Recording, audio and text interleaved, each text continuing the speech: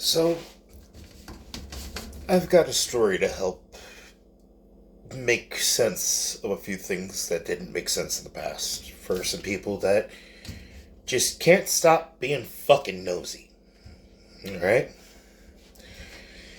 Because the reality is, the story seems so far fetched and so unreal that ultimately, if it wasn't for the scars and the eyewitnesses, nobody would believe it. Alright. So, when I was a kid, I went to go visit family that lived in a different state. Alright? My skull ends up getting smashed right there with my cousin's skull in the process of a family member going ahead and being in a PTSD episode. Alright? Now,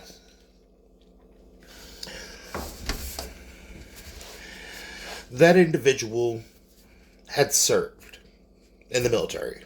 Alright? I was expected to show understanding,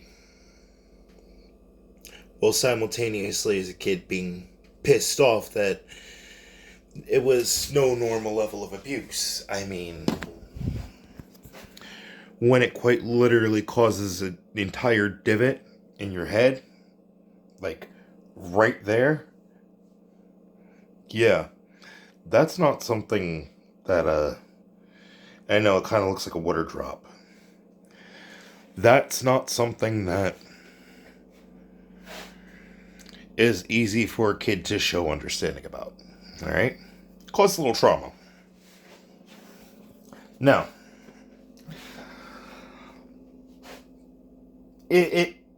none of us knew that the anger issues or the impulse control issues that I had showed was a sign of neurological damage. Not a mental health issue, neurological damage. Like brain bleeding. Like scar tissue being formed in brain matter. Alright? So, as a kid, constantly flipping out, raging. And there were certain people and certain incentives that ended up being able to calm me down more than anything. Got to notice too that ultimately I liked being kept busy. I liked working in certain aspects, you know? Because it earned me the money to be able to get what I wanted. And, you know, ultimately when dealing with a family that we didn't really have much, yeah, I did contribute towards the household expenses. But I was also able to use some of that money to buy whatever video game I wanted, or buy my Pokemon cards, or whatever collectibles that I was collecting at the time. Alright?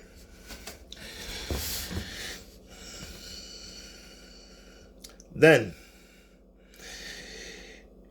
I had to still deal with constantly, without my family telling me, constantly have to deal with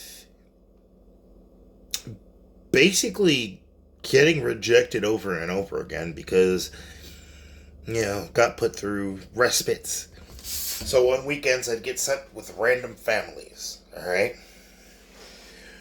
And I didn't know that those respites were pretty much an audition, an attempt to put me up for adoption. Alright?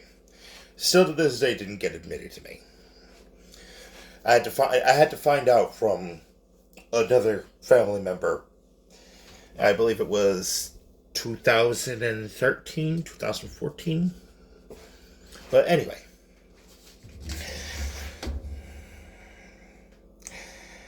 I had gotten myself in a little bit of a situation, and ultimately I got judged pretty harshly, alright? Because I had also been put through family court repeatedly. Persons in need of supervision. And the funny thing is, what made me fall on the cops' radar was, number one, anything that was just expected of daily hygiene routine or anything that I would refuse to do as a kid, like, I would be forced to do it. Like, it's like if you end up missing the bus because of that, like, I'm gonna call the cops and they're gonna go ahead and bring you to school. So imagine having a police escort to elementary school. I mean, fuck. There was one point that there was one day that the principal even ended up going ahead and shuttling my ass over to the elementary school. That was really fucked up times. All right. Now, teenage years, because keep in mind too, as a kid, I had also, because of that persons in need of supervision program, I got used to do community service. All right, which, yes, that's the Department of Justice, quite literally, using child slave labor. But they don't want to address that issue. they just want to. No, we need to have some conversations. We need to talk about honesty. All right, because there was another situation that ended up happening. Right now, I was never really connected with many other military families. There was one growing up that pretty much, when I was a kid, I was, and then years of a gap of not dealing with them specifically, but family members of theirs actually helping with some medical issues that they were dealing with, helping with, visiting care. So, I started, apparently, quote unquote, getting in a little trouble. Well, meantime, it was not known that, quite a few of the situations that I ended up in was either, number one, refusing to get bullied anymore. Number two, me taking the heat for somebody else. Or number three, the factor that somebody that believed they were right and that no matter what I told them, I wasn't going to be right, not liking the factor that I wasn't going to sit back and let them talk down to me. Alright? I mean, if anything, what ended up starting the whole military situation back in the late 2000s was basically somebody thinking that I was a pompous prick and an absolute fuckboy, and thinking basically that I wouldn't be able to hack at serving. Not knowing the factor, too, that one of the most consistent individuals in my life was a elderly gentleman, Vietnam veteran, that believed in helping me get some of that energy up by putting me to work. Alright? Taught me some pretty valuable skills, though, not gonna lie. And to be honest with you, he was perceived as problematic because there were some things that ended up being a little problematic that I didn't understand weren't age appropriate conversations. But I didn't assume malice. I mean, just from a different time. So, I got to find out later on that, well, some of the people that I grew up with went to go enlist and deploy, that they thought it would be funny to go ahead and sign me up for enlistment. Now, the person that accepted that recruitment was somebody who thought that I was trying to get in their daughter's pants. Well, ironically enough, it really wasn't like that.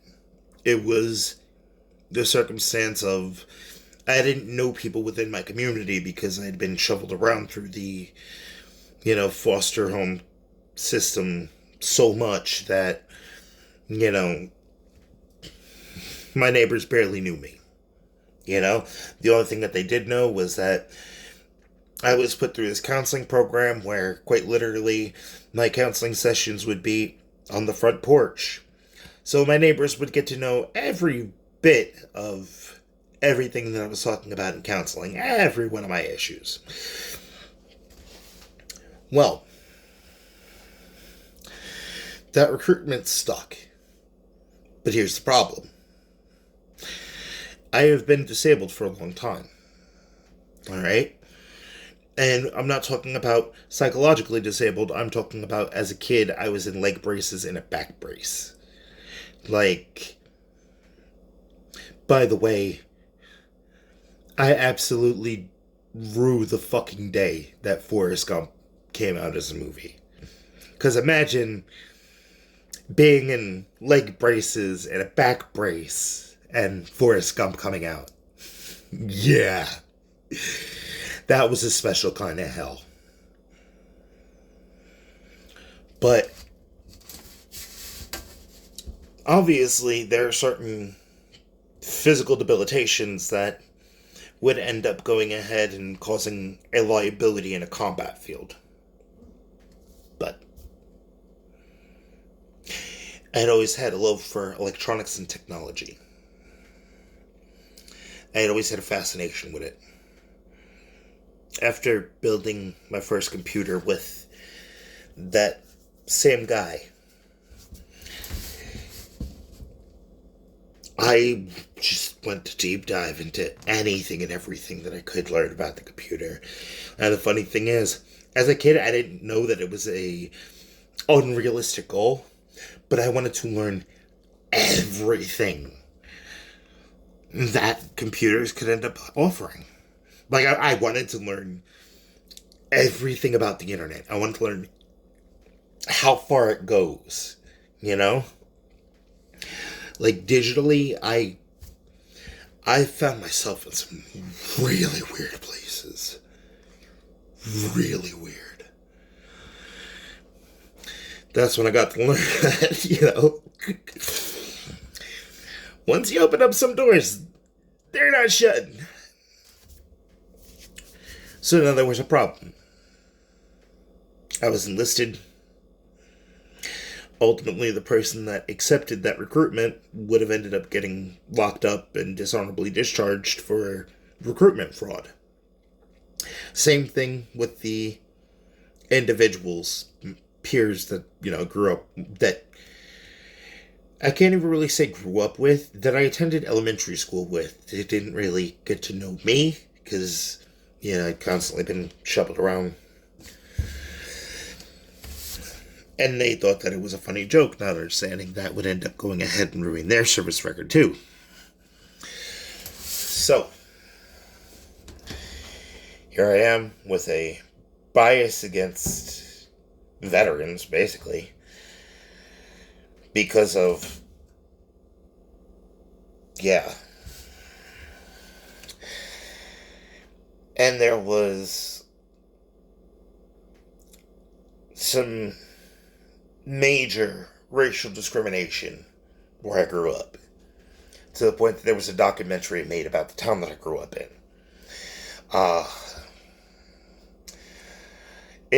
It got really bad. Like, we're talking arson bad. Like, bad. Like, complete and total race war bad. Like, death toll bad.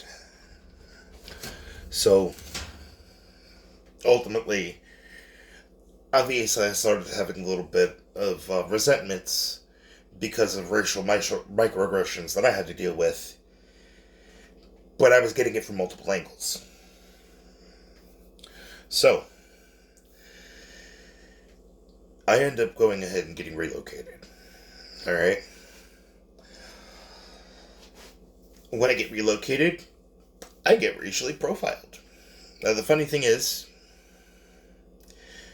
you know, they had no idea of, you know, my prior history with Department of Defense, you know, and ultimately, the one parent that I did have, they worked for a electronics company that was contracted by the government. So, actually, when 9/11 happened, it was actually thought that potentially that their place of employment would have been a high-risk target. So, there's a lot that's not known about my family as far as my history goes. Everything ended up getting set up through said individual that was my mentor growing up. Now here's the thing. He was worried about, with my temper, my Second Amendment rights. Alright? So, I end up going ahead and being accepted as a contractor to go ahead and serve out my contract. Alright? I basically get sent as a gopher between every fucking branch, while simultaneously with my actual job and situation, the only people that knew what my job was me and basically my handler. Alright? My handler was somebody who, keep in mind, had to go ahead and face a military tribunal back in 2005. Alright? So we're talking an individual that had been publicly smeared as a war criminal. Alright? Now keep in mind, that man, Mexican. So the funny thing is, people were thinking discriminatory-wise that my bias would have ended up causing conflict and everything, and in the meantime, they didn't know that majority of my bias was against white people. Because, you know, it seemed like they were the ones doing the most racist bullshit. You know, stoking the fires. So, me and him, we got along. We'd be able to roast the hell out of each other. He helped me work through some of my bias when it came down to veterans because of the factor of, obviously, I mean, shit, in the dark you can tell skull split. So, I end up going ahead and being given an assignment. Now, nobody but me and him knew about my assignment. And ultimately, the reason for getting put on this assignment was because of my extensive history with technology. Alright? And his reason that he was appointed to it was because the place of conflict was the same place that he ended up having to go ahead and face a tribunal for. So he knew the landscape, he knew people involved on the higher levels, and some of the things that were going on behind the scenes that he had to go ahead and, you know, face potential incrimination for. But that was because he was the patsy. So, well, there was active combat going on, which, keep in mind, by that point, we're talking, this is 2015, I believe. I had just gotten out of a coma, because that racial profiling ended up with skull against steel and concrete.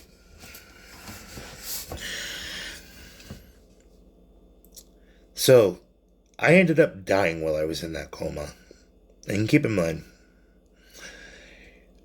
time very much so differs when you're in a coma than when you're conscious. So, imagine living an entire life while you're in a coma. And then you literally have your entire reality where sometimes you've got this entire life, and then sometimes everything just goes completely dark. Just devoid of any type of sight, incapable of being able to move your body in any way, shape, or form. But while I was under, I was able to hear. And by the way, I need to say, I will never not scratch myself wherever the fuck I want to after being in a coma, because there is nothing that will drive you more insane than ending up not having any function of your muscular system and ending up having an itch. Literally, you can't localize the factor if you got that itch either. It is a special type of psychological torture. Anyway. So, while that mission's going on in 2015, I end up being appointed as stateside point of contact. Alright? Ultimately, there was some suspicious activities going on with family members of members that had been deployed. Alright? So my job was to go ahead and find out why there was suspicious activities going on with those family members, while there also being some suspicious happenings with the soldier that is deployed that's family members is doing some fuck shit. Ultimately, there was actually quite a few families that ended up getting discovered for life insurance fraud. Alright? The reason for having said family members go to deploy wasn't because of the factor of, oh, go and, protect and serve our country. Bring us honor. Their ulterior motive was, go! We're hoping this is a one-way trip. If you die, we cash out. So, you served your purpose. And they got to find out the hard way by when they made it back stateside. Getting to find out that somebody had been living in their house, eating their food, living off of their resources. Well, the family members' excuses were, I can't deal with the damage that ended up happening to you, or you're not the same person as you were before.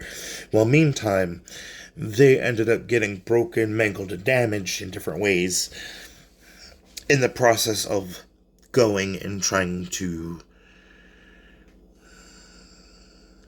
create stability for their family. To end up finding out that when they came back, not only did they have no family, but they were charged with their own healing. Getting left behind, basically.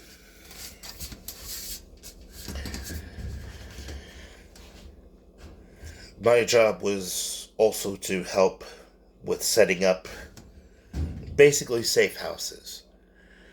Digital dragnets to be able to go ahead and help those families be able to surveil their own perimeter, be able to have a sense of safety and comfort, and ultimately go ahead and break down to them what surveillance laws, like the proper protocol of how to go ahead and use this surveillance system, because if you use it improperly, you could go ahead and get hit with different cyber crimes. You could end up getting charged. And it quite literally, when it comes to cybercrimes, it is super easy to accidental a federal indictment. Like, super easy. So I started having to teach about cybersecurity and cyber safety. As far as the reason for those surveillance laws. How to be able to set up your server. Basically what a home security company would end up going ahead and doing, but with the understanding that home security companies quite literally they experience data breaches all the time. So if you got like Brinks or ADT or anyone like that, just understand, yeah, somebody's watching, but their systems are super easy to override, like super easy. So your data is not secure. Like your everything gets monitored and videoed. Not as secure as you'd think it is. But ultimately finished out that contract. And ultimately that was considered my service. So never deployed. And ultimately my reason for the enlistment wasn't even of my own doing. But ironically enough, the reason for shaming me was because it was automatically assumed that the reason for enlistment was because of the fact of me chasing some tail. And the funny thing is, in the attempt to shame me of that, quite literally it was like, alright, roll call. Every single one of you, I want you to raise your hands. Now put your hand down if the reason that you enlisted was to go ahead and try to impress somebody that you were hoping to pursue. You know, that you were hoping to settle down with and have the resources to be able to live a comfortable life. The amount of people's hands that went down would surprise the fuck out of you.